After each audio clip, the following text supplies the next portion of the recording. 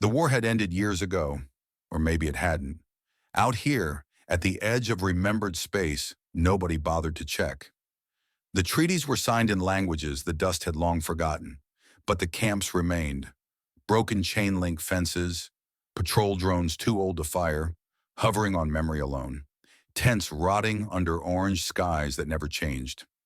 This wasn't a prison with walls. It was a prison with routine, the kind that didn't need guards because hope had already surrendered. He was human, just a mechanic, a nobody with grease-stained sleeves and a ration card that never worked right. He fixed broken drone limbs, replaced cracked optics, and tightened screws no one would ever use again. She was something else. Alien, yes, but not in the way the others meant. They called her the Feral, though she never fought, chained near the back of the lot, half hidden beneath a collapsed signal tower. She hadn't spoken in years, or maybe she didn't have a language left. Just breathe, just bones, just silence. He wasn't supposed to see her. Mechanics didn't check the prisoner lists, didn't ask about survivors. But one day, after fixing a drone that had nothing left to fix, he walked past her post. She didn't flinch, didn't beg, didn't even look up. But her wrists were raw where metal kissed skin. He paused, bent down, left a cup of water near her reach, didn't speak, didn't stay. The next day he left a blanket. The wind carried sand like razors, and she curled around the fabric like it remembered her. They never spoke, never exchanged names, only silence, only small offerings. Then came the night. No alarms, no orders, no plan, just dust, cold, and something that felt like enough. He walked to her chain, carrying an old bolt cutter, not stolen, just found, like everything else in the camp. She watched him, didn't move, didn't tremble. He cut the chain in 3 slow bites. The last link fell with a sound that made no echo. She stood, looked at him. No smile, no thanks, just a nod. And then she ran, not like prey, like wind, into the dunes, toward nothing. Or maybe something old. The guards never noticed, too busy checking fuel lines, too tired to care. And the mechanic, he went back to work, tightened bolts, checked seals, never mentioned her, never searched. He just looked at the horizon a little longer each day, wondering if silence could be a language, or if mercy had a shape. Some said she was part of a captured scouting party. Others thought she was a leftover from a war crime no one wanted to document. But after she vanished, they didn't ask. Because in a place that forgot its reasons, questions were liabilities. The mechanic didn't grow braver. He just got tired of pretending she wasn't there. He never saw her again. Not in reports, not in rumors. But sometimes when the wind hit right, he thought he heard footsteps beyond the dunes. Years later, when they decommissioned the camp, he didn't take much. Just a wrench, a cup, and a square of worn blanket folded tight. He kept fixing things on the outside. No one ever guessed what he'd broken, but every so often a new drone model would land in his yard. One not on any registry, and he'd nod. Pour 2 cups of water, one for the table, one for the wind, because some debts weren't paid in words, just in silence and in release. Why did he do it? No one asked, but the question hovered. It wasn't duty, wasn't love, wasn't defiance. She wasn't his species, not his people, not his past, not his future. She was just another forgotten casualty in a war that refused to declare itself over. But she had eyes that hadn't forgotten how to hope, and he couldn't take that away. That was all. She wasn't special in the way stories often claim. She didn't glow, didn't whisper prophecy, didn't speak at all. She just existed, and somehow that was enough. Maybe that was why it mattered. Because in a place where everything was broken, forgotten, or ignored, she remained present. The next day he returned to his tasks, refueled solar cores, welded cracked casings, nodded at guards, ate from the same gray tray of protein mash. No alarms were raised. No one noticed a missing link in the chain. No one filed a report. And yet, something shifted. The camp felt colder, not in temperature, in spirit, like it knew a secret had left. The wind bit harder. The shadows stretched longer. Even the drones, glitchy as they were, seemed slower, like they too mourned a thing they didn't know they missed. At night he lay awake, not with guilt, but with awareness. There was no satisfaction, just weight, like something inside had tilted, slightly, irrevocably. Days passed. He didn't speak of her, didn't write her into logs. But sometimes when his shift ended early, he'd walk the perimeter. Not looking for her, just noticing. The dunes had new patterns, lighter footfalls, shifts in sand. Something was out there, or someone, but it wasn't a threat. It was distance shaped like memory. Once, while repairing a comms relay, he found a feather. Not native to Earth fauna, not from any avian on the prisoner roster, just a single strand of color against rusted metal. He kept it, tucked it into his tool pouch beside a broken fuse that reminded him of a laugh he used to have. He began saying less and hearing more. The arguments between guards no longer echoed. The clang of gates became sharper. Every action sounded louder, like the camp had grown afraid of silence. He didn't feel braver, he just didn't feel small anymore. One night he stood near the generator bank, looked out into the dark, and for a moment he thought he saw something standing at the ridge. Just a shape, tall, still, watching. He didn't move, didn't wave, but a part of him breathed easier, because maybe she hadn't just run. Maybe she had direction, purpose, and maybe, just maybe, she left something behind. Not in the camp, in him. The other prisoners noticed him more after that. Not with fear, with curiosity. One offered him a carved bead. He nodded, pocketed it. Even the guards grew quieter around him, as if they felt the shift but couldn't name it. No one accused, but no one trusted as easily either. When a generator failed, he fixed it faster than expected. No one thanked him, but someone left a packet of dried fruit at his bunk. No note, no joke. Unspoken trades like that became common. Small gestures, quiet echoes of something larger. The mechanic never asked for them, never spoke of what happened, but his eyes had changed, like they were used to measuring things that couldn't be measured. He worked, he watched, he waited, and somewhere beyond the fences, past the sky stained with rust and radiation, something watched back, and it remembered him too. 7 days later, just as dawn crawled over the dunes, a shadow appeared at the edge of the compound. It moved slowly, deliberately, not like someone sneaking in, like someone coming home.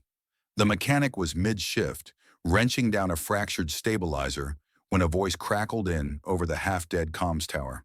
Movement, Sector 7. He looked, froze, her, unarmed, alone, not dragging chains, not hiding in shadow. She walked like someone who had decided that running was done. He stepped away from the tool cart. No one stopped him, no alarm blared. Just that kind of silence that precedes storms or stories. She didn't speak when she reached him, didn't look over her shoulder. In her hands, cradled like something sacred, was a box. Not metal, not stone. It pulsed, softly like a heartbeat made of stars. The box shimmered in colors not seen in camp catalogs. Fluid patterns moved across its surface, responding to breath, to motion. She held it out. He took it. It was lighter than it looked, but it hummed in his palms, like it remembered something older than both of them. She looked him in the eye, said one word, "Oath." Then she turned, walked away, not hurried, not afraid, purposeful. And this time everyone saw. Guards on towers, prisoners at fences. Even a surveillance drone that never recorded anything useful tracked her movement. But no one stopped her, and no one stopped him. He stood in the yard holding something impossible, and no one asked why, because the camp already knew the answer. It just didn't have the courage to speak it. Later, he sat alone in his tent, box on the table. It didn't open, didn't ask to be opened. It just existed, and he respected that. He didn't try to solve it, just listened. The pulse had rhythm, like breath, like memory.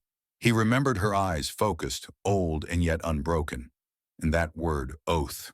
He hadn't made one, not aloud, But maybe action was its own kind of promise. Outside, the wind changed. Less angry, more curious, like the land itself was watching, waiting. And the mechanic? He didn't feel alone. He felt chosen. Someone from the guard tower asked if he knew her. He didn't answer. They didn't ask again. One of the drones hovered near the box that evening, then drifted away like it had second thoughts. No one touched the box, but no one ordered it removed either. The camp, for all its rules and rust, had quietly accepted the unexplainable.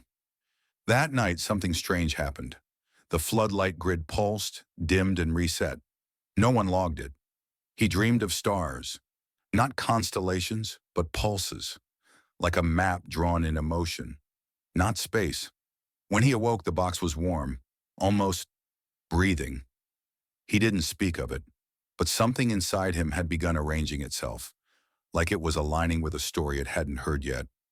The next morning, the lead engineer reported that one of the repair drones self-upgraded without command. It began repairing other drones in silence.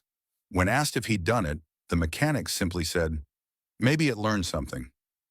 No one laughed, no one challenged him, because everyone in the camp had begun to feel it, a shift, like the center of gravity had moved, just a few steps, toward him. The box defied every attempt to explain it.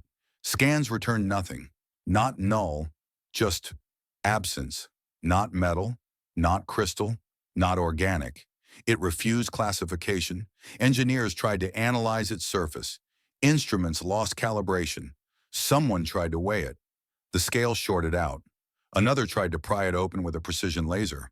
The beam curved, visibly, and redirected into the dirt. After that, no one touched it again, except him. When his fingers brushed its surface, light bloomed.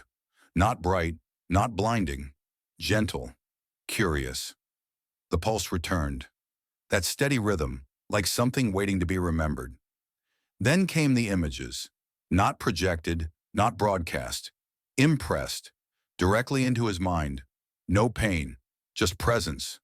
Worlds he'd never seen, oceans made of glass, cities carved into asteroids, forests that breathed in sound, people he didn't know, languages he couldn't understand, but somehow felt familiar. He sat down hard the first time, felt dizzy, disoriented. The images stopped immediately. The box pulsed once, as if apologizing, and then waited. He reached again, this time slower, more deliberate. It showed him her, not as she was in the camp, but standing on a cliff of violet stone, wrapped in something that looked like starlight spun into cloth. Gold light. Her posture was regal, not like royalty, like truth. Behind her, something immense.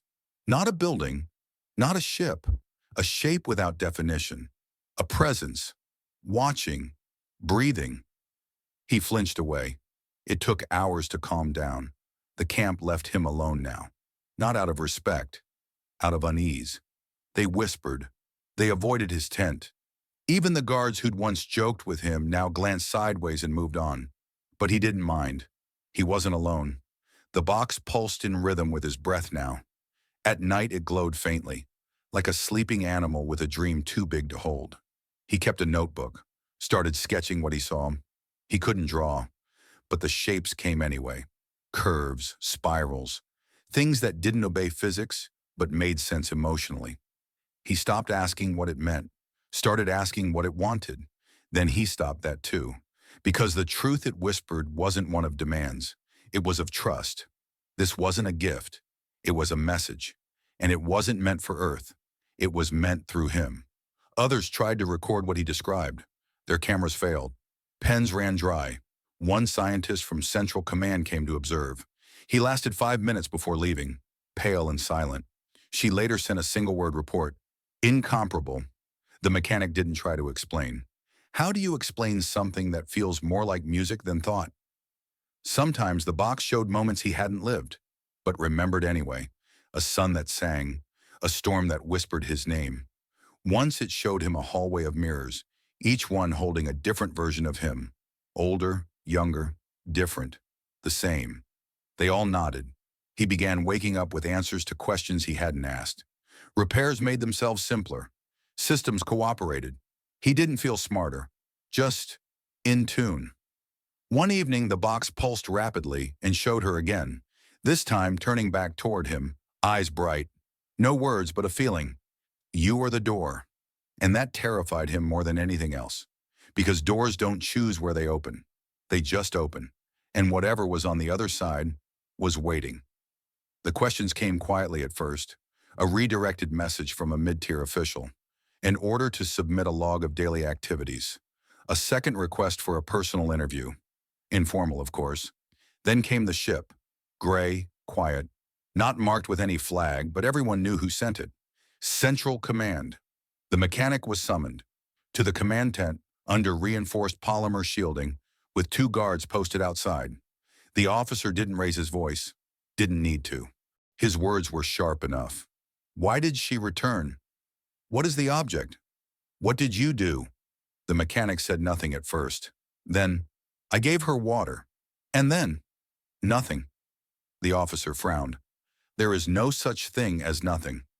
The mechanic shrugged. That's what she came back for. He didn't say it to be clever. He said it because it was the only thing he knew to be true. They didn't believe him. They ran tests, threatened to seize the artifact. Technicians arrived with trolleys and containment cubes. They tried to move the box. It didn't budge. They tried a field lift. The field warped. Someone tried an energy stasis shell. The box blinked once, and half the station's systems rebooted. Not crashed, rebooted. Every monitor flashed white, every speaker activated, and through them came sound. Not static, not a warning. Music, software gentle, a lullaby, in Earth tongue, in a dozen Earth dialects. Words meant for comfort, whispered through alien circuitry. No one spoke. Even the guards took off their helmets. The box pulsed once more, and went still. The officer left the room, didn't come back for hours. Later that day, the station's AI locked access to files related to the box. Not deleted, quarantined, protected, and no one claimed responsibility. The whispers started soon after. She didn't give him a gift, someone said. She gave him permission. The mechanic didn't argue, because he was starting to believe it. Another officer came, more aggressive. He asked about the woman, her name, her species, her purpose. The mechanic had no answer. He didn't even know if she had a voice. He only knew the silence she left behind spoke louder than any language. A science advisor reviewed his sketches, declared them nonsense. A week later, she requested reassignment. One night, the box activated again. Only he saw it. No images this time, just a slow unfolding of a single shape, a spiral with a center that pulsed like a heartbeat. He recognized it without knowing why. It was the same rhythm he'd started hearing in his sleep. The station crew grew paranoid. Rooms locked themselves, lights dimmed and flickered in sync with unseen pulses. Someone tried to sabotage the artifact's tent. They found him 3 sectors over, confused, unharmed, and whispering lullabies. Psyche evals were scheduled, then quietly canceled. The mechanic kept working, kept breathing, and the box, it pulsed only when he touched it, like it was waiting for him to be ready, not ready to act, but ready to remember. He stopped dreaming like a human. At first it was subtle. He'd wake with words on his tongue he didn't recognize, yet somehow understood. Languages that didn't belong to Earth or any known system. Later he stopped waking confused, because he didn't sleep anymore in the old sense. Each night the box drew him in, not pulling, not forcing, inviting. Like memory itself had become a conversation. He saw her again, not the version in chains, not the one standing in gold light, but a child, running through crystalline streets beneath twin moons, laughing, free. Then, flashes, smoke, fire, chains, not metaphor, history.